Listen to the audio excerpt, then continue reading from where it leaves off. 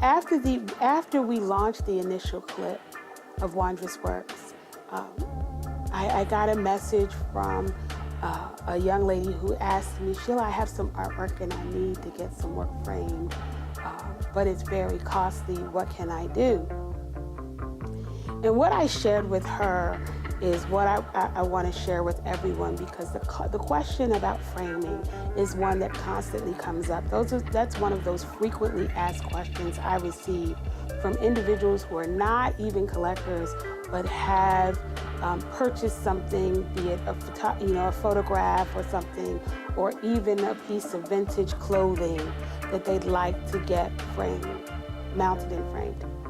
And so one of the things that I share is that framing can be costly.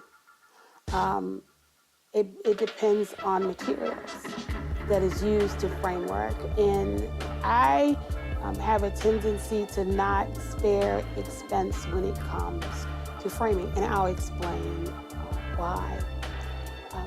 Framing can actually help to preserve the piece or help to damage the piece, depending on the materials that are used to frame. So whenever I get work framed, I insist that mats and boards are acid-free. And you're saying, well, why do you have to insist that? Aren't all boards acid-free? No. So you have to be, when you're getting work framed, you have to be very specific about what you want, the materials you want to be used in framing. A number of people will say, I'm just going to go to Jo-Ann Fabrics or Hobby Lobby or Michaels to get the work framed. And I'm not one to say up here to sit here and say that you shouldn't do that. But what I would say is that working with custom framers would give you a better resolve than going to chain craft stores to get your work that's an investment frame. So I think if I put it in that context, maybe you'll kind of get it without me saying, don't go to Jo-Ann Fabrics and Michaels and Hobby Lobby. I'm not saying not to do that. What I'm saying is that wherever you go, you have to take great care into making sure that the materials that are used for framing preserve your piece and not over time damage your piece. I'll give you an example. I've had a couple of different examples where I've had mishaps with framing. I remember going to a discount framer at an undisclosed location in Prince George's County and asked this person to frame a print for me, a sign-in number print for me.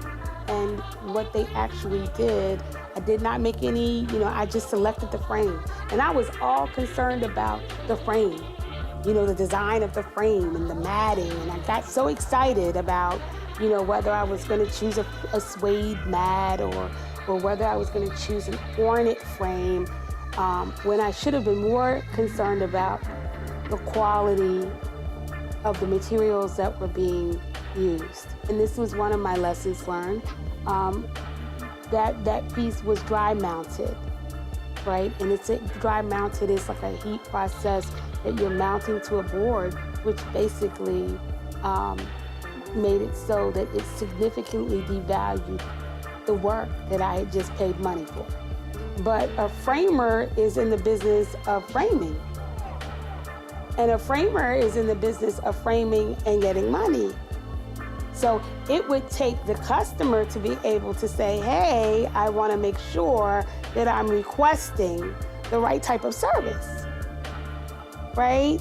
And the right type of service in such a way that my piece is, the value of my work is preserved, or the value of the artwork is preserved. That's one of those coachable things. I can easily put members of my tribe in touch with people framers and gallery owners whom I stand by when I stand by their work and the quality of the work